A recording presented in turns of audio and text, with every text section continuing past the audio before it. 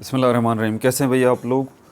रटना नहीं समझना है। Syntax book board matric Pakistan study new book ये रही मेरे हाथ में, और इसका chapter number 2 making of Pakistan का पार्ट 4 जो है हम करने जा रहे हैं। मेकिंग ऑफ पाकिस्तान का पार्ट 4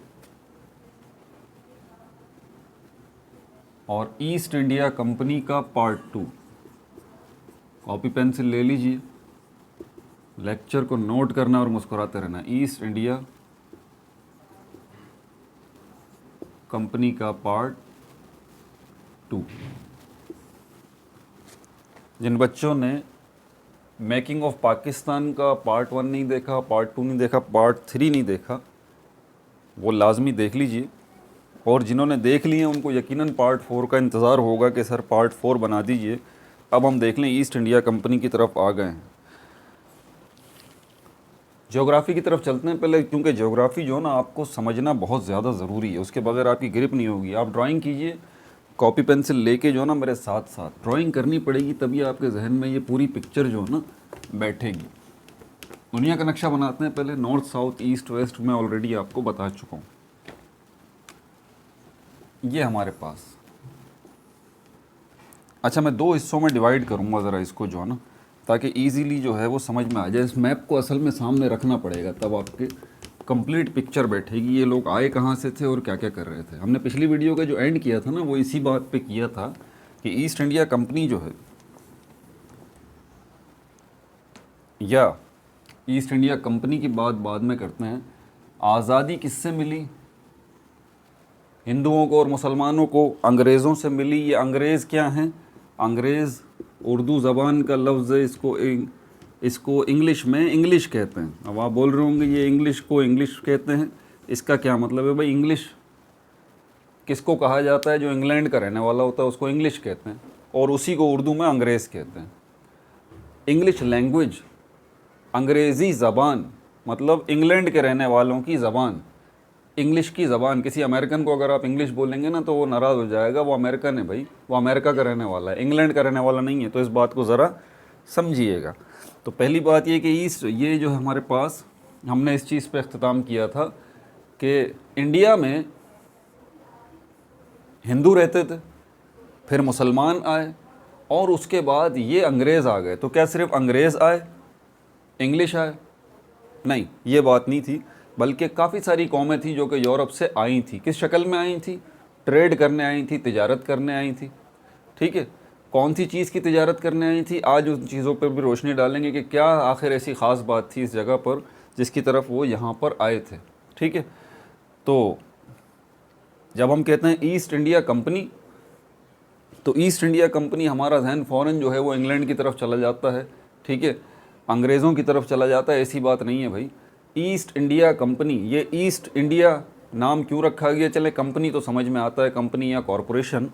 ईस्ट इंडिया जो है वो ये नाम क्यों रखा गया? अच्छा, फिर हमारे पास इंग्लिश ईस्ट इंडिया कंपनी भी है, पुर्तगीज़ यानी कि पुर्तगाल की ईस्ट इंडिया कंपनी भी है, फ्रेंच ईस्ट इंडिया कंपनी भी है यानी कि फ्रांस की, हमारे पास डच ईस्ट इंडिया कंपनी भी है यानी कि नेदरलैंड्स की, हमारे पास स्पेनिश ईस्ट इंडिया कंपनी भी है यानी कि स्पेन की, हमारे पास स्विस जो है वो ईस्ट इंडिया कंपनी भी है जो कि स्विट्ज़रलैंड की है। इसी तरह हमारे पास डेनिश जो है वो ईस्ट इंडिया कंपनी है जो कि डेनमार्क की है। इसी तरह इटली की भी एक जो है ईस्ट इंडिया कंपनी थी। तो ये बात जहन से निकाल दीजिए आप कि सिर्फ जो है ईस्ट इंडिया कंपनी का मतलब यही है, नहीं, ऐसी बात नहीं है। ईस्ट इंडिया कंपनी हर उस कंपनी को कहा जाता है जो ईस्ट इंडीज़ में आके तिजारत करने के लिए बनाई गई है। अब ये ईस्ट इंडीज़ क्या है, इसके लिए फिर दोबारा जो है हम चलेंगे यहाँ पर। ईस्ट इंडीज़, दूसरा था वेस्ट इंडीज़। इसके लिए आप ज़रा इस अर्थ को समझ लीजिए। हमारे पास, मैंने पहले ही बताया था आपको, ये देखें, ये हमारे पास एशिया क्योंकि सबसे बड़ा है, ये एशिया है, इसके साथ ये जो है वो यूरोप है, और ये लंबा सा जो आपको नज़र आ रहा है ये अफ्रीका है। एशिया, अब मैं क्या लेटर्स की मदद से लिखूँगा, ठीक है भाई। ये एशिया हो गया, ये यूरोप हो गया, ये अफ्रीका हो गया, AF अफ्रीका। 3 कॉन्टिनेंट तो ये हो गए। एंटार्कटिका तो इस जगह पर है, ये नॉर्थ है बिल्कुल, और ये साउथ है, ईस्ट है, और ये वेस्ट है। और इस साइड पर यहाँ पर ये 2 कॉन्टिनेंट हैं, ठीक है, एक नॉर्थ की साइड पर है तो इसको हम कहते हैं नॉर्थ अमेरिका, NA से लिख रहा हूँ मैं नॉर्थ अमेरिका, और ये साउथ की साइड पर है तो ये है साउथ अमेरिका। समझ में आ गई बात। इस साइड पे जो है वो अफ्रीका है, सॉरी ऑस्ट्रेलिया है, AU कर रहा हूँ, ऑस्ट्रेलिया है। ये नक्शा बनाना आपके लिए बेहद ज़रूरी है अगर आप CSS करना चाहते हैं और या गवर्नमेंट जॉब जो है वो क्वालिफाई करना चाहते हैं, इवन ये कि एंट्री टेस्ट में आप आगे बढ़ना चाहते हैं, तो ये सारी चीज़ें आपको मनोवन करनी पड़ेंगी। ये हो गया हमारे पास, ऑस्ट्रेलिया आ गया, एशिया आ गया, यूरोप आ गया, अफ्रीका आ गया, साउथ अमेरिका जो साउथ की साइड पे, नॉर्थ अमेरिका, और ये अंटार्कटिका। ये 7 बर्रे आज़म हो गए, 7 कॉन्टिनेंट हो गए। अब ये जो यूरोप है, यहाँ से यूरोपियंस जो हैं वो आए, किस लिए आए? तिजारत करने के लिए आए। अब ज़रा लोकेशन को आप जहन में रखिएगा यहाँ पर, ठीक है। ये जो इलाका है सारा एशिया का, ये वाला साउथ की साइड पर जो इलाका है, पहले आप ओशंस भी देख लें, 4 ओशन है हमारे पास। आर्कटिक ओशन जो है वो ये रहा, ये जो आपको खुश्की नज़र आ रही है ना, लैंड एरिया, ये वाला, ये वाला, ये वाला, ये वाला, ये जो 6 टुकड़े 7 टुकड़े आपको खुश्की के नज़र आ रहे हैं जिनको कॉन्टिनेंट कहते हैं, इनके इर्द गिर्द क्या है? इनके इर्द गिर्द पानी ही पानी है, जिनको हमने 4 ओशंस में डिवाइड किया हुआ है। ये आर्कटिक ओशन है, ये हमारे पास अटलांटिक ओशन है, ये हमारे पास पैसिफिक ओशन है, और ये हमारे पास इंडियन ओशन है। अब लिखना देखें मेरे लिए मुमकिन नहीं है तो आप ज़बानी याद कर लीजिए। ये पैसिफिक ओशन है ये टुकड़ा जो, और यहाँ पर ये अटलांटिक ओशन है, और ये हमारे पास इंडियन ओशन है, और ये हमारे पास आर्कटिक ओशन है। ठीक है, बात समझ में आ गई। हर ओशन जो है आगे मज़ीद सीज से मिलके बनता है। कोई ओशन जो है 10 सी से मिलके बना है, जैसे यहाँ पर आप देखें, इसी इंडियन ओशन के साथ यहाँ पर रेड सी लगता है, इस जगह पर मेडिटेरेनियन सी लगता है, ठीक है। और भी यहाँ पर इस जगह पे आए ना आप, इस जगह पर आगे तुर्की है, तुर्की के साथ कैस्पियन सी लगता है, ठीक है। तो सी जो हैं वो बहुत सारे हैं, लेकिन वो सी हैं किसका हिस्सा? वो हैं ओशन का हिस्सा ही, ठीक है। तो ये बात हो गई क्लियर यहाँ पर। अब यहाँ पर यूरोपियंस, ये जो हिस्सा है, ये जो टुकड़ा है, ये वाला और ये वाला, ये देखें, ये जो टुकड़ा है ये ईस्ट की तरफ लग रहा है, यहाँ पर कुछ मौजूद है, ये मैं डॉट बना रहा हूँ, ठीक है। यहाँ पर कुछ मौजूद है, यहीं पर इंडिया भी है। एशिया का ये पोर्शन जो है वो ये इंडिया को बनाता है, मैं आई से लिख रहा हूँ इसको। उस ज़माने में पाकिस्तान नहीं बना, ठीक है। ये कब की बात हो रही है? ये उस ज़माने की बात हो रही है जब, कौन सा टाइम पीरियड था? 1498, इस पे चलते हैं हम। हाँ, 1498 आपको याद रखना पड़ेगा। मैंने डायनेस्टीज़ भी बताई हैं पिछली वीडियो के अंदर, ठीक है। स्लेव डायनेस्टी पहले चली है, उसके बाद जो है हमारे पास लोधी डायनेस्टी तो बाद में आई थी, खिलजी डायनेस्टी चली थी दूसरे नंबर पे, याद है ना? मेरे जहन से निकल जाता है भाई। तो स्लेव डायनेस्टी थी, उसके बाद जो है खिलजी डायनेस्टी थी, उसके बाद जो है हमारे पास तुगलक डायनेस्टी थी, उसके बाद सैयद डायनेस्टी थी, 5वें नंबर पे हमारे पास जो है वो लोधी डायनेस्टी थी, और छठी जो डायनेस्टी आई थी वो हमारे पास थी मुग़ल डायनेस्टी, मुग़लिया सल्तनत। डायनेस्टी मतलब सल्तनत, मुग़लिया सल्तनत।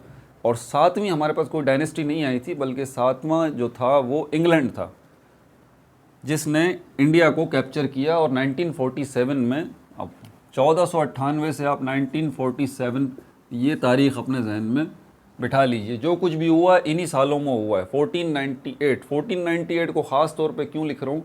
इसकी वजह है क्योंकि आज ईस्ट इंडिया कंपनी और दूसरी कंपनीज़ को साथ साथ डिस्कस करने के साथ साथ मैं आपको जो है वो पहले यहाँ पर जो आए इंडिया, पहले जो आया वो कौन आया? Vasco D gamma. ये कहाँ से आया था? ये यहाँ से आया था, यूरोप से। यूरोपियन है ना, यूरोप के कौन से मुल्क से? पुर्तगाल से। ये सारी चीज़ें बताता हूँ अभी साथ साथ। बहरहाल मैं आपको पहले ज़रा ये क्लियर कर दूँ कि इन कंपनीज़ का नाम ईस्ट इंडिया कंपनी क्यों रखा गया, आखिर वजह क्या है? स्पाइसेस के लिए, मसालों के लिए। स्पाइसेस या मसाले जो है ना, ये जो आप दार चीनी वगैरह देखते हैं, लौंग है, काली मिर्च है, ये आपके नज़दीक कोई अहमियत की हामिल नहीं होंगी, लेकिन उस ज़माने में इनको हीरे मोतियों से ज़्यादा जो है वो अहमियत दी जाती थी। उसकी वजह ये है कि ये स्पाइसेस जो हैं वो यूरोप में होते ही नहीं थे, लेकिन यूरोपियंस को पसंद थे खाने में और इनकी बहुत ज़्यादा डिमांड थी। जो अमीर लोग थे वो बहुत ज़्यादा पैसे दे के भी इन मसालों को लेते थे और खानों को खुशबूदार बनाते थे। हमें तो बड़ी आसानी से अवेलेबल है ना, हमें तो इसका पता ही नहीं है, लेकिन यूरोप में इसकी बड़ी मांग थी, बहुत ज़्यादा। अच्छा, कब से थी? बहुत सालों से। कहाँ ये मिल रहे थे मसाले? ये इंडिया में भी थे और इंडिया के साथ यहाँ पर कुछ आइलैंड्स थे इस जगह पर, ठीक है। आइलैंड्स कहते हैं जजीरों को। आइलैंड्स मतलब जजीरे, समंदर के अंदर पानी के बीच में खुश्की के जो टुकड़ा होता है, खुश्की जो मौजूद होती है, जो लैंड मौजूद होती है ज़मीन पानी के बीच में, पानी के बीच में, उसको हम आइलैंड कहते हैं, ठीक है। तो इसीलिए इनको कहा जाता था कलेक्टिवली स्पाइस आइलैंड्स। ये इस जगह पे थे। अब देखें ये जो जगह मैं बना रहा हूँ ये कौन सी है? देखें ईस्ट के नज़दीक है, ईस्ट के नज़दीक है। तो इस टुकड़े को, इस जगह पर, ये जो ऑस्ट्रेलिया और इंडिया के दरमियान का ये सारा इलाका है, यहाँ पर कौन कौन से मुल्क आते हैं ये भी मैं आपको बता देता हूँ। यहाँ पर जो है वो इंडोनेशिया आता है, यहाँ पर जो है वो मलेशिया आता है, यहाँ पर फिलीपींस भी आता है। ये सारे के सारे मुल्क जो हैं वो इसी टुकड़े में आते हैं। ये जो ऑस्ट्रेलिया और इंडिया के दरमियान का इलाका बता रहा हूँ ना, ये मेरे साथ साथ ड्राइंग करते रहिए, समझ में आ रही है बात आपको। और यहीं पर इन मुल्कों के अलावा बहुत सारे जजीरे हैं, आइलैंड्स हैं, ठीक है। कुछ जजीरे जो है वो आज़ाद हैं, कुछ जजीरे जो है वो कुछ कंट्रीज़ के अंडर है। बहरहाल तो यहाँ पर बहुत सारे आइलैंड्स भी हैं इन कंट्रीज़ के साथ साथ, जो कि मैंने अभी बताया आपको। इंडोनेशिया हो गया, यहीं पर मलेशिया भी है, यहीं पे फिलीपींस भी है, ठीक है। तो यहीं पर कुछ आइलैंड्स ऐसे हैं जहाँ बकसरत जो है वो स्पाइसेस के पौधे लगते हैं, उनकी कल्टीवेशन होती है, उनकी काश्त की जाती है। समझ में आ रही है बात? बशमूल इंडिया में भी। तो यहाँ से यूरोपियंस जो है वो आते थे यहाँ पर क्या लेने के लिए? स्पाइसेस लेने के लिए। वो ख़रीदते थे और वापस जाते थे कहाँ? यूरोप। अब यहाँ पर प्रॉब्लम ये था कि ये जो 1498 है, इससे पहले का जो टाइम पीरियड है ना, इससे पहले हुआ क्या इस जगह पर? ये जो हिस्सा है ना, ये वाला हिस्सा, सल्तनत उस्मानिया, ऑटोमन एम्पायर, ये जो सल्तनत उस्मानिया है, ठीक है, ये इस जगह पर इसका कब्ज़ा था पूरा का पूरा। ये जो हिस्सा है हमारे पास, ये सऊदी अरब था, हिजाज़, उसके साथ ये शाम है, ईरान है, इराक़ है, ठीक है। ये इंडिया के साथ लग रहे हैं, ये ईरान लग रहा है इसके साथ, ये अफ़गानिस्तान लग रहा है, अफ़गानिस्तान इसको अलग से भी बना के यहाँ दिखा दूँगा। इंडिया के साथ ये ईरान, फिर ये अफ़गानिस्तान, और उसके बाद इराक़, और फिर ये सऊदी अरब, और उसके ऊपर ये जो है हमारे पास शाम है, उसके ऊपर जो है और आगे चलेंगे आप तो फिर शाम के साथ साथ जो है वो फ़लस्तीन भी यहीं आ जाता है, और आज इसराइल भी इसी टुकड़े पे वाक़े है, ठीक है। इसके साथ ये टर्की आ जाता है, तुर्की, ये टी बना रहा हूँ। तो सल्तनत उस्मानिया जिसका हेड क्वार्टर जो है वो टर्की में था, वो बहुत बड़े इलाके पर उस्मानी काबिज़ थे, ये बात आपको पता होनी चाहिए। उस्मानियों की हुकूमत न सिर्फ एशिया के इन ममालिक पे थी जो कि अभी मैंने आपके सामने नाम लिए, सब पर सल्तनत उस्मानिया के अंडर आते थे। ये सऊदी अरब भी है, ईरान, ये वो ईरान तो खैर नहीं, इराक़ है, शाम है, लीबिया है। अब यहाँ पर ये अफ्रीका की तरफ आ जाए तो यहाँ पर ये आपका इजिप्ट है, और उसके साथ उसके नीचे ये सूडान है, और इस तरह ये आगे जो है वो मराकश आ जाता है, अल्जीरिया आ जाता है। ये सारी की सारी अफ्रीकन कंट्रीज़ हैं। तो यहाँ पर भी एक बड़ी एरिए पर अफ्रीका के उस्मानियों का कंट्रोल था। यहाँ एशिया के भी एक बड़े एरिए पर उस्मानियों का कंट्रोल था। और बिल्कुल इसी तरह जब हम मैप की बात करते हैं ना, तो मैंने समझाया है कि ये नॉर्थ है, ये साउथ है, ये ईस्ट है और ये वेस्ट है। तो बिल्कुल इसी तरह ये जो यूरोप का आपको मैप नज़र आ रहा है, इसका भी आप टॉप पोर्शन देख लें। ये नॉर्थ है, ये साउथ है, ये ईस्ट है और ये वेस्ट है। हर चीज़ का होता है। यहाँ पर एशिया का लगाएं तो ये नॉर्थ, साउथ, ईस्ट, वेस्ट। और इसी तरह ईस्टर्न यूरोप जो है, ये ईस्ट की तरफ का जो यूरोप का टुकड़ा है, जहाँ पर बहुत सारे मुल्क आते हैं। यहाँ पर जो है वो इटली भी है, यहाँ पर वो जो आपने यूक्रेन का नाम सुना है, यूक्रेन भी यहाँ पर है, ठीक है। और भी लैटविया यहाँ पर है, बहुत सारे मुल्क हैं। इनकी तफसील मैं अलग से अभी बनाऊँगा यहाँ पर जो है ना, यूरोप का नक्शा बना के आपको समझाने की कोशिश करूँगा। बहरहाल तो ये जो पूरा टुकड़ा है यहाँ पर अफ्रीका, ये अफ्रीका का नॉर्थ है, ये साउथ है, ये ईस्ट है और ये वेस्ट है। तो ये टुकड़ा जो है अफ्रीका का, इसको हम नॉर्दर्न अफ्रीका कहेंगे। बहरहाल तो बताने का मतलब ये है कि ऑटोमन एम्पायर की बड़ी ग्रिप थी उस ज़माने में। अब ये 1498 की बात हो रही है, तो 1290 पे आ जाइए आप, 1290 लगभग। इससे भी पीछे आप चलें तो उससे पहले सल्तनत उस्मानिया का क़याम अमल में आ गया था, चौथी मुसलमानों की बहुत बड़ी सल्तनत। अब होता क्या था, अब यहाँ से अब ये यूरोप, जब तक सल्तनत उस्मानिया ने जो है वो कैप्चर नहीं किया था इस सारे इलाके को, तब उससे पहले तो कोई मसला नहीं था। किससे कैप्चर किया सल्तनत उस्मानिया ने? यहाँ पर सारे के सारे ये जो है क्रिश्चियंस से, ये क्रिश्चियंस से, क्रिश्चियन कंट्रीज़ थी सारी की सारी। यहाँ पर ठीक है, इस जगह पर, यहाँ पर नहीं, यहाँ तो मुसलमान पहले ही आ चुके थे ना। तो ये एशिया का पार्ट है, ये अफ्रीका का पार्ट है, और ये जो पार्ट है ये यूरोप का पार्ट है। तो यूरोप, ईस्टर्न यूरोप के भी बहुत बड़ी जगहों पर जो है वो उस्मानियों ने कब्ज़ा कर लिया था। अब जब ये कब्ज़ा किया तो ये जो जगहें हैं ना, यहाँ ये मेडिटेरेनियन सी, ये जो टुकड़ा नज़र आ रहा है आपको, ये जो हिस्सा है ये मेडिटेरेनियन है, ये वाला, और ये जो है वो अफ्रीका और एशिया के बीच में ये जो है ये रेड सी है। अब जो पानी के जहाज़ चलते थे ना यूरोप के, उस्मानियों के आने से पहले, उस्मानियों के कब्ज़ा करने से पहले, तो उनको कोई प्रॉब्लम नहीं थी। इसी जगह पर इटली था, मैं वहाँ पर बना लेता हूँ ताकि और आसानी हो जाए ज़रा समझने में।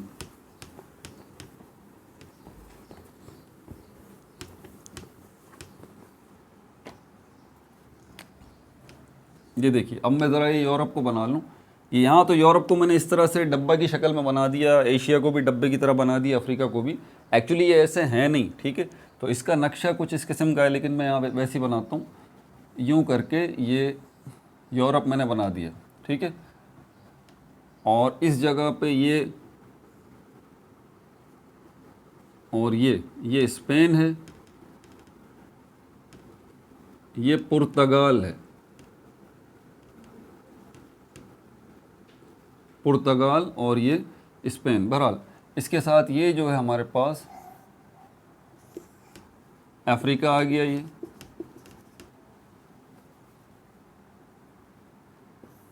और ये एशिया, ये यूरोप। अब एशिया में आना है, ये यूरोप है, यहाँ से एशिया में आना है, क्योंकि यहाँ पर लग रहा है इंडिया, नज़र आ रहा है ना, इंडिया। और इंडिया के नीचे ही, याद है ये मैंने बनाया था, ये इंडिया आई बनाया हुआ बिल्कुल कोने पे इंडिया है, और इसके साथ ये आगे स्पाइस आइलैंड्स हैं। तो यहाँ आप देखें, बड़ा करके दिखा रहा हूँ, यहाँ पर इंडिया से आगे जाएंगे तो ये स्पाइस आइलैंड्स आ जाते हैं, इंडोनेशिया आ जाता है, मलेशिया आ जाता है। यहाँ पर ये पूरा टुकड़ा ईस्ट इंडीज़ कहलाता है। क्या कहलाता है? यूरोपियंस इनको ईस्ट इंडीज़ कहते थे, ईस्ट इंडीज़, ईस्ट इंडीज़। और ईस्ट इंडीज़ में क्या मौजूद थे? स्पाइसेस मौजूद थे, स्पाइस आइलैंड्स मौजूद थे, जहाँ पर ये स्पाइसेस मिलते थे। अब ये जिनको यहाँ से यहाँ जब आना होता था ना, तो यहाँ से एक जो है वो एक इसी के साथ, यहाँ पर स्पेन के साथ ही जो है ना वो इटली लगता है आगे चल के, ये बड़ा सा लंबा सा इटली है। याद रहे, ये जो खाली टुकड़ा आपको नज़र आ रहा है अफ्रीका और यूरोप के दरमियान में, ये जो टुकड़ा आपको नज़र आ रहा है ये मेडिटेरेनियन सी है, ठीक है। तो यहाँ से जो है वो जहाज़ चलते थे पानी के, और यहाँ पर आते थे आराम से, ये रेड सी को क्रॉस करते हुए यहाँ चले जाते थे, और यहाँ इंडिया जाने के बाद आगे स्पाइस आइलैंड्स की तरफ चले जाते थे, वहाँ से मसाले ख़रीदते थे, यूरोप की चीज़ें वहाँ बेचते थे, वहाँ के मसाले ख़ुद ख़रीद के लेके ये इसी रास्ते से ये आ गए अपने यूरोप दोबारा। कोई परेशानी की बात नहीं। कब तक? जब तक उस्मानियों का होल्ड इस जगह पे नहीं हुआ। अब उस्मानियों ने का जब कब्ज़ा हो गया, यहाँ पर इस साइड पे मुसलमानों का कब्ज़ा, यहाँ पर भी मुसलमानों का कब्ज़ा, यहाँ पर जो है वो उस्मानी सल्तनत है, यहाँ पर भी उस्मानी सल्तनत का कुछ हिस्सा है। नीचे आए अफ्रीका में, पूरे अफ्रीका में तकरीबन 90%, 95% जो है मुस्लिम कंट्रीज़ हैं। तो यहाँ पर भी मुसलमान हैं। यहाँ पर आप आएँ इस जगह पर, ये तो इंडिया को मैंने बना दिया, ठीक है। तो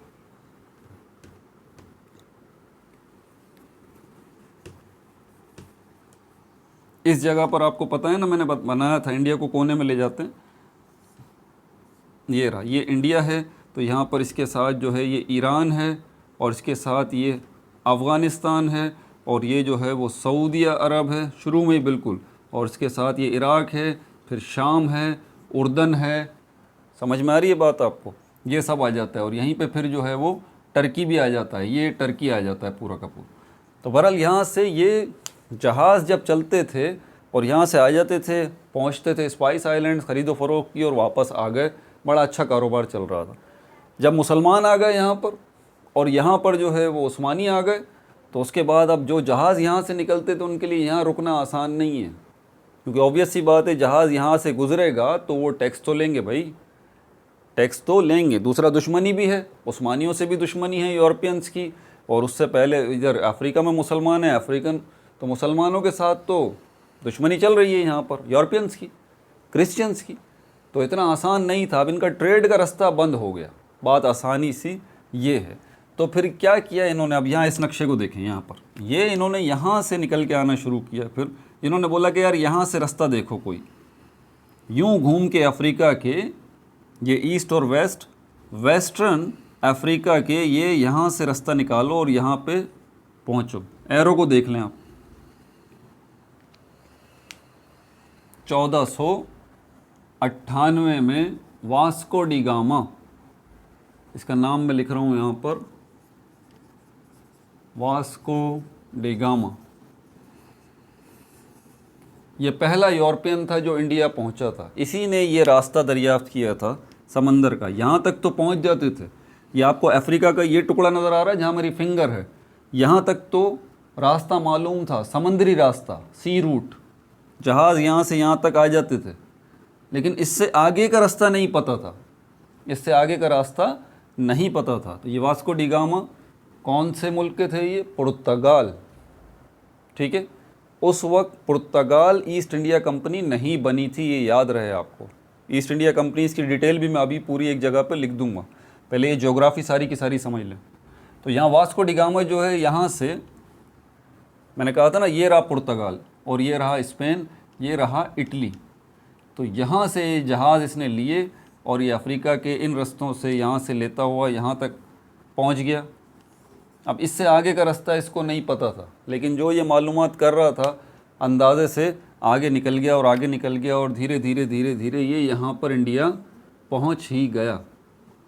अब ये जब इंडिया पहुँच गया वहाँ पर, तो वहाँ पर सबसे पहले कहाँ उतरा ये वास्को डी गामा। अब आपको वजह समझ में आ गई जो मैंने आपको बताई थी कि क्यों जो है इनको ये रास्ता लेना पड़ा। तो इन्होंने ये रास्ता जो है वो 1498 में वास्को डी गामा साहब ने समुद्री रास्ता जो है वो ढूंढ लिया था। अच्छा, ये ईस्ट इंडीज़ हो गया, इसी मुनासबत से ईस्ट इंडिया कंपनी ये नाम रखा गया, जिन्होंने मसालों की तिजारत करनी है। और इसी तरह यहाँ पर ये जो टुकड़ा है, जिस जगह पर हमारे पास नॉर्थ अमेरिका है, साउथ अमेरिका है, इसका ये जो टुकड़ा है जहाँ पर यहाँ पर भी इसी तरह आइलैंड्स हैं, इसको जो है वो वेस्ट इंडीज़ कहा जाता है। आजकल तो वेस्ट इंडीज़ जो है वो एक मुल्क का नाम है ना, पता है आपको, क्रिकेट देखते हैं तो पता है वेस्ट इंडीज़ की जो है वो बड़ी अच्छी क्रिकेट टीम है। तो ये यहाँ पर ये साउथ अमेरिका के साथ यहाँ बहुत सारे आइलैंड्स हैं, इनको वेस्ट इंडीज़ कहा जाता था। बल्कि ये जिसमें ये साउथ अमेरिका भी शामिल था, क्योंकि ये देखें नॉर्थ, साउथ, ईस्ट और वेस्ट, तो ईस्ट इंडीज़ भी क्लियर हो गया आपको, वेस्ट इंडीज़ भी क्लियर हो गया। तो वेस्ट इंडीज़ उनका टारगेट नहीं था यूरोपियंस का, ख़ास तौर पे शुरू में उनका ईस्ट इंडीज़ जो है वो टारगेट था मसालों की वजह से। बहरहाल आगे चलते हैं। तो यहाँ पर इस नक्शे को भी देख लें आप, यूरोप, एशिया और अफ्रीका, यहाँ से ये निकल के वास्को डी गामा कब गए, 1498 में। अब यहाँ पर अगर आपको इंडिया का नक्शा देखना है ना, तो वो आपको समझना ज़रूरी है। इंडिया का भी नक्शा मैं छोटा सा यहाँ बनाने की कोशिश करता हूँ, ताकि उसकी कंप्लीट पिक्चर जो है ना वो आपके सामने हो। ऐसे लंबाई की शक्ल में जो है ना इंडिया का नक्शा है, आपने देखा होगा इस तरह का।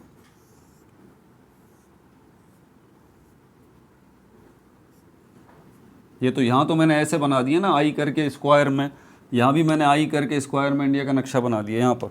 तो इस जगह पर अब ज़रा इसको समझ लें, ये जो पोर्शन है ये ये वाला ऊपर वाला ये लद्दाख कहलाता है, लद्दाख, ठीक है। इसी के साथ जो है वो कश्मीर लगता है, और इसी के साथ ये पंजाब लगता है, इसी के साथ जो है ये राजस्थान लगता है, इसी के साथ जो है ये गुजरात लगता है, इसी के साथ यहाँ पर महाराष्ट्र लगता है, और फिर आगे गोवा है, और उसके साथ जो है वो कर्नाटका है, फिर केरला है, तमिलनाडु है,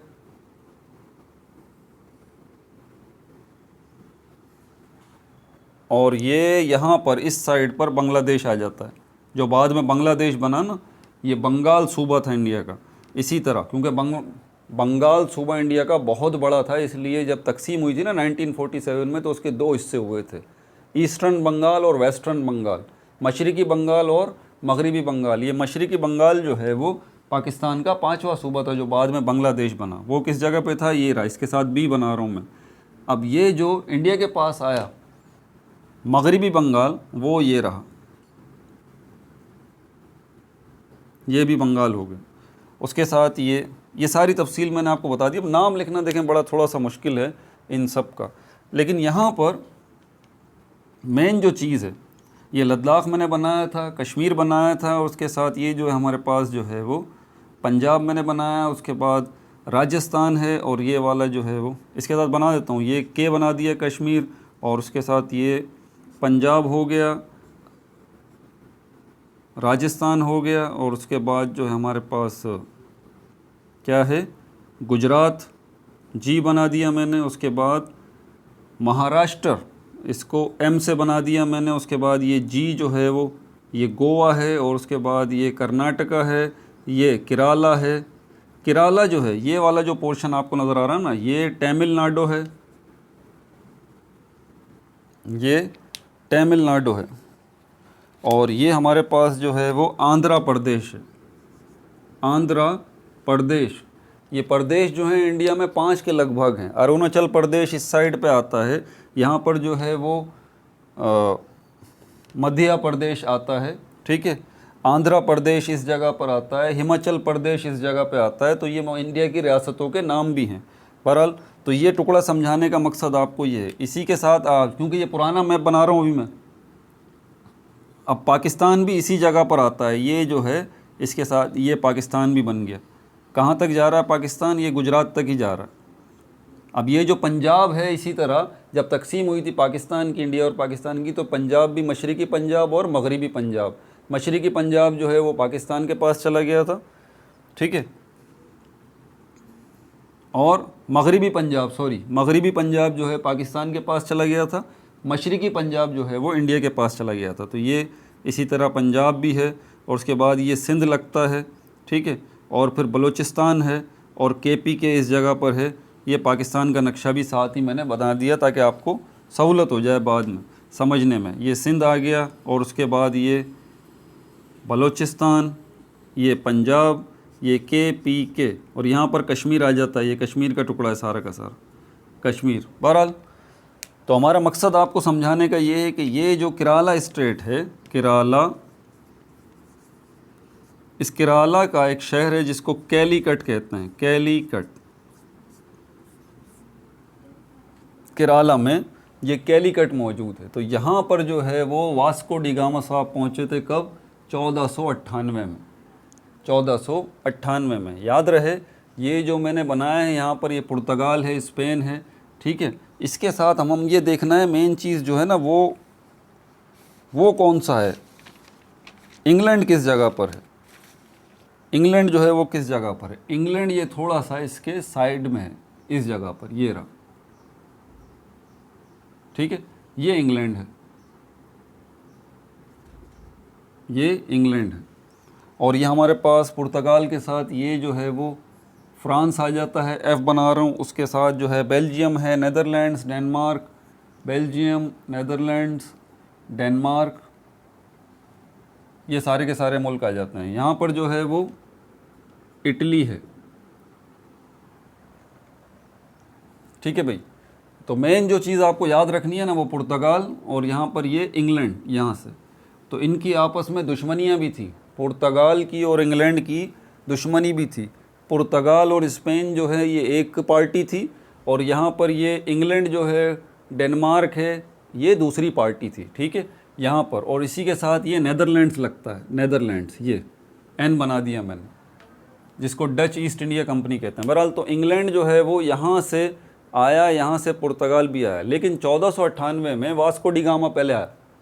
ठीक है, उस ज़माने में, क्योंकि ईस्ट इंडिया कंपनी तो कब बनी थी याद है आपको? 1498, 1500 होगा, 1600 में जाके east India company, English east India company जो इंग्लैंड की थी, वो 1600 में बनी थी। यानी कि 100 साल बाद जब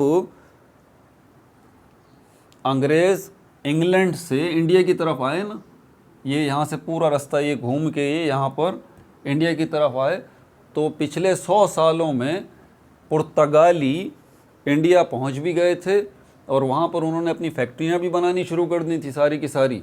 समझ में आ रही है बात? और इंडिया और आगे जो स्पाइस आइलैंड्स हैं वहाँ पर उन्होंने कब्ज़े भी शुरू कर दिए थे। पुर्तगाली जो थे इन्होंने कब्ज़े किए थे और उसके बाद ट्रेड किया था, मतलब कहने गए अपनी मर्ज़ी का ट्रेड किया था। यहाँ कैलीकट पे भी इन्होंने पहले हमला किया था आके, ऐसे बात नहीं बनी थी। वास्को डी गामा ने 3 ट्रिप किए थे, 3 ट्रिप। तीसरे ट्रिप में जो है वास्को डी गामा जो है वो उसका इंडिया में ही इंतकाल हो गया था। ये साल भी आप लिख लीजिए, 1498 में आया और 1499 में ये वापस चला गया था वास्को डी गामा। ये पहला इसका सफ़र था जब इसने देखा कि यहाँ पर, और ये कैलीकट आया, और यहाँ पर जो है वो किंग जो रहते थे वो मुसलमान नहीं थे बल्कि जैमोरिन इनका नाम था। जिस तरह मुगलिया थे, अब मुगलिया सल्तनत के अंदर एक मुग़ल बादशाह थोड़ी ना, सीरीज़ चल रही है, तो इसी तरह ये जैमोरिन जो है इनकी भी पूरी सीरीज़ चल रही थी। उन्हीं का एक बादशाह यहाँ पर जो है वो केराला में, केराला मैंने बताया था आपको यहाँ पर किस जगह पर, हाँ ये इंडिया का मैंने बताया था, केराला पे यहाँ पर काही, केराला स्टेट है, रियासत है, और उसके अंदर ये कैलीकट जो है ये साहिली शहर है जहाँ पर जहाज़ जो है वो आके लगे थे वास्को डी गामा के। बहरहाल तो ये जब आया यहाँ पर, इसने बातचीत की इनसे, जैमोरिन से, इनके बादशाह से, और 1498 में आपको याद है ना, 1498 में इंडिया में किसकी हुकूमत चल रही थी? मुग़ल अभी नहीं आए थे, लोधी डायनेस्टी चल रही थी भाई, ये बात याद रखिएगा, लोधी डायनेस्टी, लोधी डायनेस्टी चल रही थी, आखिरी सल्तनत। ठीक है, स्लेव डायनेस्टी, और उसके बाद जो है वो खिलजी डायनेस्टी, तुगलक डायनेस्टी, और उसके बाद जो है सैयद डायनेस्टी। 5वें नंबर वाली डायनेस्टी जो है लोधी डायनेस्टी है। छठे नंबर वाली डायनेस्टी मुग़ल डायनेस्टी है। तो इस वक्त ये लोधी डायनेस्टी चल रही थी। लेकिन इंडिया क्यों, इंडिया बहुत बड़ा था। ठीक है, मैंने कहा ना नॉर्थ साउथ ईस्ट वेस्ट अगर आप लगाएं तो ये नॉर्थ है और इंडिया का ये साउथ है। तो मुसलमानों ने इस पे कब्ज़ा करने में भी काफ़ी टाइम लगा। मुकम्मल कब्ज़ा जो है मुग़लों ने जाके किया था, बाकी सल्तनतें ये तो कुछ नहीं कर सकी थी। बहरहाल तो इतना ज़्यादा कुछ ना कुछ इलाके रह ही जाते थे, इतना बड़ा था इंडिया, और अभी भी बहुत बड़ा है। तो बहरहाल ये पूरा नॉर्थ इंडिया, यहाँ पर मुसलमानों की हुकूमत थी, लोधी डायनेस्टी। उसके बाद नीचे आप आएँ तो ये जो केराला वाला स्टेट था ना, ये इनके पास नहीं था, बल्कि ये जैमोरिन किंग्स के पास ही चलता हुआ आ रहा था। और वास्को डी गामा का 1498 में जैमोरिन किंग से ही पहले वास्ता पड़ा था। इसने जाके बातचीत की जैमोरिन किंग्स से वास्को डी गामा ने, लेकिन उन्होंने कोई ख़ास घास नहीं डाली इनको, और ये किसी ना किसी तरह फिर वहाँ से वापस आ गए। बहरहाल इंडिया का रास्ता तो इन्होंने देख लिया था। 1499 में वापस कहाँ पहुँच गए ये, यहाँ से निकल के दोबारा केराला से, कैलीकट से, इंडिया से होते हुए दोबारा इसी जगह से ये पुर्तगाल वापस आ गए। उसके बाद दूसरी विज़िट की वास्को डी गामा ने। अब जो विज़िट की वास्को डी गामा ने वो हल्की विज़िट नहीं थी, ये विज़िट इन्होंने की थी, इसकी डेट मैं देख लूँ,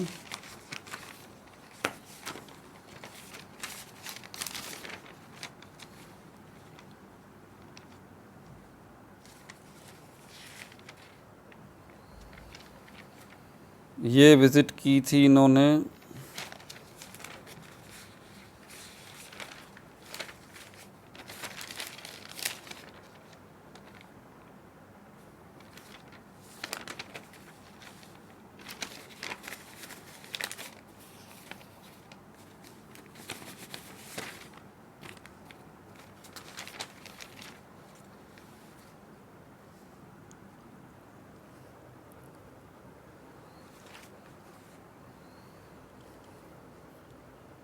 1502 में। दूसरी विज़िट जो वास्को डी गामा ने की 1502 में की और 1503 में ये वापस आ गए थे। लेकिन 1502 में जब ये आए तो इन्होंने ठीक ठाक यहाँ पर हशर नशर कर दिया, कैलीकट का भी, ज़ैमुरिन किंग्स का भी, क्योंकि ये अपने जहाज़ों के साथ जो लेके आए थे उस वक्त तोपें चलनी शुरू हो गई थी, जहाज़ों में तोपें लगी होती थी, कैनन्स जिनको कहते हैं, ठीक है। तो बहुत बारूद का इस्तेमाल जो उस ज़माने में शुरू हो चुका था, तो बहुत ज़्यादा जो है वो ये अपने साथ बारूद वगैरह और तोपे वोपे लेके 15-20 शिप लेके अब जो दूसरी दफ़ा यहाँ पर आए ना वास्को डी गामा, तो उसके बाद फिर इन्होंने उड़ा के रख दिया कैलीकट, केराला के अंदर दूसरे शहर भी तो थे, यहाँ पर इनको जो है ना, और बाय फोर्स जो है इनको काबू किया, बातचीत नहीं, बाय फोर्स जो है इनको काबू किया। और फिर जब काबू कर लिया बोला अब ठीक है अब हमसे तिजारत करो। अब देखें आप किसी पर हुकूमत कर लेते हैं, जब उसके बाद बोलते हैं अब हमसे तिजारत करो, जाहिर सी बात है तो फिर शराइत आपकी अपनी ही होती हैं, ठीक है। मतलब अंपायर भी आप हैं, बैट्समैन भी आप हैं, फील्डर भी आप हैं, फिर तो कोई टेंशन की बात ही नहीं है। तो यहाँ पर ये केराला के अंदर कैलीकट में जो है इन्होंने अपनी हुकूमत कायम कर ली थी पुर्तगालियों ने। याद रहे कि सिर्फ केराला में ही ऐसा नहीं हुआ था, लेफ़्ट राइट जितने भी आइलैंड्स थे, छोटे बड़े आइलैंड्स जितने भी थे, सब पर जो है वो ठीक ठाक इन्होंने कब्ज़ा कर लिया था। ये 1502 में दूसरा चक्कर लगा था वास्को डी गामा का, 1503 में वापस आ गए थे, ठीक है। और अब ये आपको ज़रा याद रखना है कि 1502-1503 में यहाँ पर इंडिया में लोधी डायनेस्टी हुकूमत कर रही थी। अंग्रेज़ अभी बहुत दूर हैं, 1600 मैंने बताया आपको, ईस्ट इंडिया कंपनी 1600 में जाके बनी है, 100 साल बाद। तो यहाँ पर क्योंकि मैंने अभी बताया था आपको कि हमारे पास ये जो है वो यूरोप में ये स्पेन और पुर्तगाल इनका कोalition था, आपस में इत्तेहाद था, तो ये सारा इलाका जो है इन्होंने कब्ज़ा कर लिया था। बहुत सारे छोटे जजीरे थे यहाँ पर, सब पे इन्होंने काबू कर लिया था, इंडोनेशिया पे भी, और आगे मलेशिया जो है उसके ऊपर, फिलीपींस जो हैं, ये सारा का सारा जो ईस्ट इंडीज़ कहलाता है ना, ईस्ट इंडीज़, यहाँ पर इन्होंने कब्ज़ा कर लिया था। अब जब अंग्रेज़ आए हैं 100 साल बाद उन्होंने, और इनकी दुश्मनी थी किनकी, अंग्रेज़ों की और पुर्तगालियों की, और स्पेन के साथ इनकी आपस में दुश्मनी चलती रहती थी। यहाँ पर भी बादशाहत थी, यहाँ पर भी इंग्लैंड में भी बादशाहत थी उस ज़माने में, याद रहे। तो बहरहाल इनके जहाज़ और इनके जहाज़, इनका आपस में टकराव होता रहता था। बहुत सारी नेवल जंगें भी हुई हैं पुर्तगाल और स्पेन की, इंग्लैंड और डेनमार्क इनके साथ मिल, इनके मुखालफत में बहुत सारी यहाँ पर जंगें भी हुई हैं, समुद्री जंगें, नेवल वार्स जो हैं इसी ज़माने में बहुत सारी हुई हैं। तो बहरहाल बताने का मकसद ये है कि ये इस तरह से ये फिर आके इन्होंने ट्रेड जो है वो शुरू किया, और दूसरा सफ़र जो है वो 1502 में किया वास्को डी गामा ने, 1503 में ये वापस आ गए थे। जो भी पुर्तगाल का बादशाह था ना, वो यहाँ पर इंडिया में अपना नायब मुकर्रर करता था, क्योंकि सरकारी मामलात थे ये, ऑब्वियस सी बात है। कोई भी जो है वो वास्को डी गामा अपनी मर्ज़ी से थोड़ी ना कोई उठ के चला गया था, नहीं, बादशाह ने बादशाह की इजाज़त ली थी, सरकारी सरपरस्ती शामिल थी, सरकार ने बोला था भाई, मराद दी थी, जहाज़ दिए थे। अकेला बंदा थोड़ी ना इतने बड़े बड़े सफ़र कर सकता है कि यहाँ से निकल के ये वास्को डी गामा यहाँ पे आ गए इंडिया, इतना बड़ा सफ़र कर लिया, नहीं, महीनों के सफ़र होते थे ये जहाज़ों के। तो इसमें फ़ाइनेंस कौन करता था, उस वक्त का बादशाह करता था। पुर्तगाल जो है उसका बादशाह जो है वो सारा का सारा स्पॉन्सर कर रहा था यहाँ पर इनको। स्पेन जो है उसका बादशाह जो है वो स्पॉन्सर कर रहा था, वो पैसे दे रहा था, वो जहाज़ दे रहा था। एक्सप्लोरर ये थे वास्को डी गामा। बहरहाल ये आगे इस तरह चलते रहे आगे। फर्स्ट 1498 में बहरी रास्ता इन्होंने डिस्कवर कर लिया, ये वाला। अब इनको जो है यहाँ पर बीच में मैंने कहा था ना, एशिया है, टर्की है और ये मेडिटेरेनियन सी है, यहाँ पर अपने जहाज़ खड़े करके जो है वो उस्मानियों को टैक्स देने की ज़रूरत नहीं थी। दूसरा, मुसलमानों से भी इनको कोई ख़तरा नहीं था क्योंकि दुश्मन थे। अफ्रीकन मुसलमानों से, एशियन मुसलमानों से कोई टेंशन नहीं अब इनको। अब इन्होंने मसाले भी चाहिए तो ये एक दूसरा रूट लेके यहाँ से, ये लंबा तो पड़ रहा था लेकिन जाके जो है इन्होंने अपना मसला हल कर लिया, और साथ साथ इन्होंने कब्ज़े भी यहाँ पर शुरू कर दिए।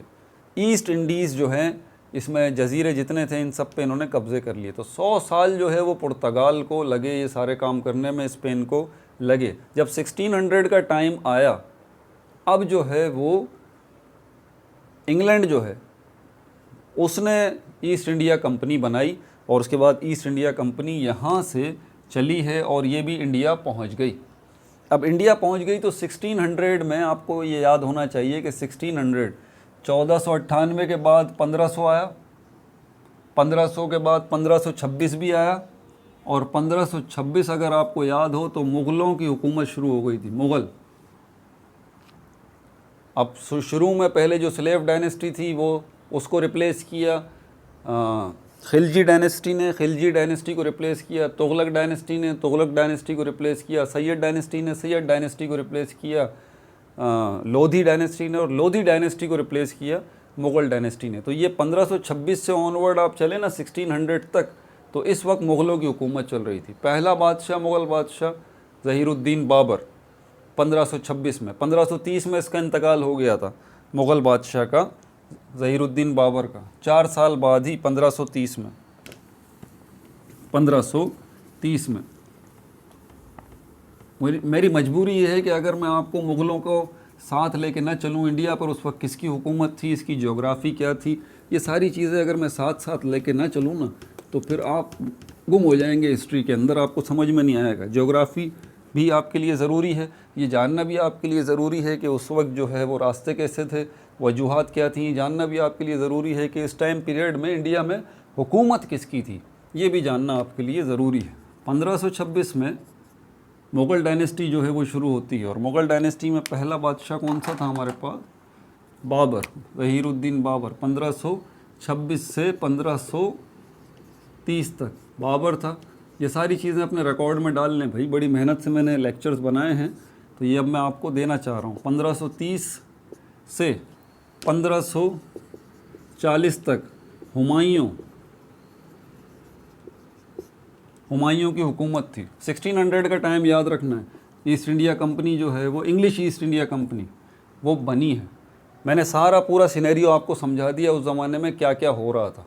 पुर्तगाल और स्पेन की हुकूमत थी, ईस्ट इंडीज़ पे भी वेस्ट इंडीज़ पे भी, दोनों जगहों पर पुर्तगाली और स्पेनिश छाए हुए थे। और इनका टाकरा किन से चल रहा था? इनका चल रहा था इंग्लैंड के साथ, ठीक है।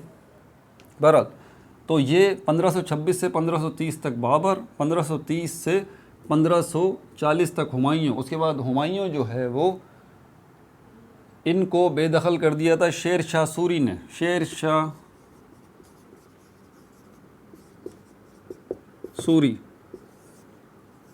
ईरानी बादशाह, इन्होंने ईरान से हमला किया यहाँ पर इंडिया, और उसके बाद जो है हुमायूं को इंडिया से निकाल दिया और इंडिया पर अपनी हुकूमत कायम कर ली। 1540 से 1545 तक शेर शाह सूरी ने इंडिया पर हुकूमत की थी। ये वो टाइम पीरियड था जब हुमायूं भाग गया था इंडिया से और जिला वतन घूम रहा था इधर उधर, ठीक है। और इसी तरह ये घूमता घुमाता इंडिया में एक सूबे से दूसरे, दूसरे से तीसरे, चौथे, और आखिर में हुमायूं जो है वो सिंध आ गया था। सिंध में जो उमरकोट का इलाका है ना हमारे सिंध का, यहाँ पर आया तो इसकी वाइफ प्रेग्नेंट थी और यहाँ पर ही डिलीवरी हुई थी इसकी वाइफ की। क्या नाम था? जलालुद्दीन अकबर। अकबर बादशाह, हुमायूं के बाद जो तीसरा बादशाह आया वो अकबर था, तीसरा मुग़ल बादशाह। तो बादशाह अकबर की पैदाइश सिंध में उमरकोट में हुई थी जब ये जिला वतनी की ज़िंदगी गुजार रहा था। कौन? हुमायूं। और शेर शाह सूरी की हुकूमत चल रही थी। शेर शाह सूरी 1540 से 1545 तक ये रहा, उसके बाद इसका इंतकाल हो गया था शेर शाह सूरी का। इसके बाद इसका बेटा आया था, इसका बेटा आया, इसका बेटा 1545 से आगे चलें तो फिर ये हमारे पास 1554 आ जाता है। 1554 दोबारा जो है वो हुमायूं ने, अब ईरान का बड़ा किरदार है। अब ज़रा देखें, बार बार मैं ड्राइंग कर नहीं सकता, अपने जहन में ज़रा इंडिया का नक्शा लेके आएँ। इंडिया है, साथ में जो है वो ईरान है। तो इंडिया से निकल के जो है ना ये हुमायूं सिंध से होता हुआ ईरान गया। जहन में आ रही है बात? ईरान गया, पर्शिया। ईरानी बादशाह जो था उसने इसको समझा, अपने पास रखा हुमायूं को, और इसको जो है वो फोर्स वगैरह दी, ताकत दी। ईरान के साथ अफ़गानिस्तान है, तो इसको निकल के दोबारा आने में इंडिया से जिला वतनी की ज़िंदगी गुजारते हुए हुमायूं जो है वो पहुंचा सिंध में, और सिंध से जो है वो ईरान पहुंचा। ईरान के बादशाह ने इसकी मदद की, इसको फोर्स भी दी, इसको आर्मी भी दी, और ईरान से निकल के इसने अफ़गानिस्तान पे पहले हमला किया, काबुल, उसको कैप्चर किया हुमायूं ने। और उसके बाद दोबारा जो है वो इंडिया गया, और इंडिया में पहुंचते पहुंचते इसको ये टाइम हो गया 1554, और इसने जाके जो है वो और यहाँ इंडिया में अब किसकी हुकूमत चल रही थी? शेर शाह सूरी की। शेर शाह सूरी तो 1545 में इंतकाल कर गया, लेकिन उसका लड़का आया, उसका बेटा आया, उसका बेटा आया, और ये इतने अच्छे हुक्मरान साबित नहीं हुए शेर शाह सूरी के। तो उसके बाद जो है ये 1545 से 1554 में जो शेर शाह सूरी का बेटा पोता वगैरह जो भी था ना, इस डिटेल में अभी मैं जाना नहीं चाहता, तो उसको शिकस्त दी हुमायूं ने दोबारा, और दोबारा हुमायूं आ गया। लेकिन हुमायूं उसके बाद 1 साल ही जी पाया था। 1555 में हुमायूं का भी इंतकाल हो गया। हुमायूं के बाद अकबर जो है वो 1555 में आया था। 1555 या 56 का ही टाइम पीरियड था इसका भी।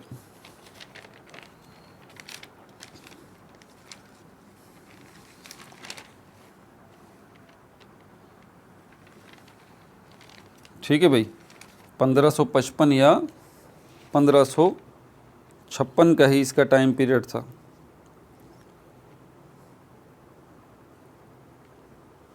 और उसके बाद जो है वो आगे टाइम पीरियड चल रहा है। मैं आपको 1600 में लेके जाना चाह रहा हूँ। मैं ये लोकेट करना चाह रहा हूँ कि 1600 में जब हमारे पास ईस्ट इंडिया कंपनी आई थी तो उस वक्त बादशाह कौन था। तो बहरहाल 1555 से उसके बाद हम यहाँ पे देखते हैं इसका बेटा आया था जहांगीर।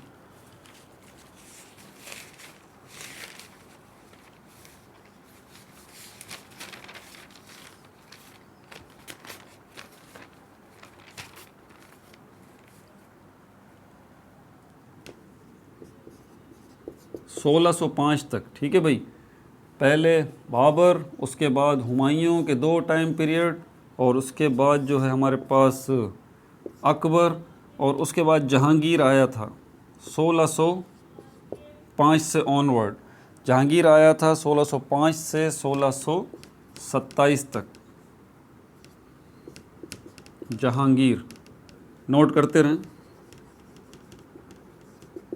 जहांगीर, ये वो जहांगीर का टाइम पीरियड है, देख रहे हैं आप। 1605 से 1627 इंडिया पर कौन से मुग़ल बादशाह की हुकूमत थी? चौथे मुग़ल बादशाह की हुकूमत थी, जहांगीर की। और जहांगीर साहब ही ये वो बादशाह थे, चौथे मुग़ल बादशाह, जिन्होंने ईस्ट इंडिया कंपनी को, इंग्लिश ईस्ट इंडिया कंपनी को इजाज़त दी थी कि भाई आप ट्रेड कर सकते हैं हमारे मुल्क में। जब ईस्ट इंडिया कंपनी जो है वो 1600 में इसका क़याम अमल में आया, और उसके बाद ये जहाज़ जो है वो यूरोप से चलते हुए, इंग्लैंड से चलते हुए इंडिया पहुँचे। और इंडिया पहुँचे तो इंडिया का यही इलाका था, यही वाला इलाका था, इसी जगह पे ये सारे आते थे, तमिलनाडु, ये वो। इसको हम कहते हैं मालाबार कोस्ट। ये पूरी की पूरी मालाबार कोस्ट कहलाती है यहाँ पर, ठीक है। तो इस जगह पर कैलिकट पूरा साहिली इलाका है, ये गुजरात है, उसके साथ जो है वो मुंबई है, उसके बाद गोवा है, केरला है, कर्नाटका है, और ये तमिलनाडु है, और उसके ऊपर यहाँ पर आगे चल के, अच्छा ये हो गया। तो ये जहांगीर का ये टाइम पीरियड था जब जो है वो east India company, English east India company जो है वो यहाँ पर आई थी, ठीक है। अच्छा, उसके बाद फिर आप और ज़रा तफसील सुन लीजिए कि अब ये 1600 से आगे जो है वो सिस्टम चलता रहा। ईस्ट इंडिया कंपनी ने, क्योंकि एक तिजारती कंपनी थी, बिज़नेस वगैरह का सिस्टम था इनका सारा का सारा, तो ईस्ट इंडिया कंपनी जो है वो ट्रेड उसने शुरू किया। अब देखें, बात थोड़ा सा समझ में आने वाली है नहीं। हम बोलते हैं यार ये एक कंपनी है, जैसे दूसरी कंपनियां होती हैं, उनका काम क्या है? ट्रेड करना, तिजारत करना। अब ट्रेड करना, तिजारत करने से किसी जगह पे कब्ज़ा कर लेना, ये बात कुछ समझ में नहीं आती। मैं ये यहाँ पर इख्तिताम कर रहा हूँ इस चीज़ का कि ट्रेड करना या तिजारत करना, आप किसी जगह पर किसी मुल्क में गए हैं और जाके उस मुल्क पे कब्ज़ा कर लें। आप आए किस लिए हैं? आप तो ट्रेड करने आए, तिजारत करने आए। लेकिन अंग्रेज़ बड़े मक्कार थे, बहुत ज़्यादा कनिंग, चालाक, बहुत ज़्यादा। उन्होंने सिर्फ तिजारत ही नहीं की थी, उन्होंने यहाँ पर फोर्ट भी बनाए थे, किले भी बनाए थे, फैक्ट्रियाँ भी बनाई थी कि हमारी ये फैक्ट्री है। फैक्ट्रियों की आड़ में उन्होंने सारे काम किए थे, और फैक्ट्रियों को बचाने के लिए बोला गया हम तो यहाँ पर एक इसको किला बना रहे हैं, एक फोर्ट बना रहे हैं ताकि हमारी ये फैक्ट्रियाँ महफूज रहें। इसलिए अब वो किला बना लिया, उसके अंदर फैक्ट्रियाँ मौजूद हैं, एक फैक्ट्री, दूसरी फैक्ट्री, तीसरी फैक्ट्री। अब ये क्या करते रहे? लोकल लोगों को अपने साथ शामिल करते रहे, उनको गुर्बत थी इंडिया के अंदर, पैसे ज़रूरियात सबको मिलाते रहे और उसके बाद इन्होंने यहाँ पर जो है वो अपनी आर्मी बनाना शुरू कर दी, हथियार इकट्ठे करने शुरू कर दिए उन्हीं किलों के अंदर जिनको ये फैक्ट्रियों का अपना नाम देते थे। और उसके बाद फिर धीरे धीरे इन्होंने मुसल्लह जंग शुरू की आगे। तो बहरहाल इसकी तफसीलात जो है हम आगे देखेंगे। वास्को डी गामा जो है वो मैंने आपको बताया 1498 और आगे ये सिस्टम इसका चलता रहा। वास्को डी गामा को ज़रा क्लियर कर लूँ, 1524 में तीसरा मिशन लेके वास्को डी गामा आया था इंडिया, तीसरा मिशन लेके आया था। वाइस रॉय चल रहे थे पुर्तगाल के और 1525 में वास्को डी गामा का इंतकाल हो गया था। इंडिया में ही इसको दफनाया गया था, लेकिन बाद में फिर 1539 में इसकी बाकियात को कब्र खोद के इसकी बाकियात को जो है ना वहाँ पर ले गए, कहाँ, पुर्तगाल, और वहाँ पर इसको दफनाया गया। ठीक है भाई, बस यहाँ पर इसको एंड करते हैं अभी। और उसके बाद जो है वो ईस्ट इंडिया कंपनी के पार्ट 3 के अंदर अब हम इस काबिल हो गए हैं कि हमारे जहन में पूरी पिक्चर है इंडिया की, उस वक्त क्या हो रहा था, किन जगहों पर ये कंट्रीज़ थी, ये सब हो गया। अब इससे आगे चलेंगे ईस्ट इंडिया कंपनी के पार्ट 3 के अंदर। अपना बहुत ज़्यादा ख्याल रखिएगा। No like, no subscribe, only share.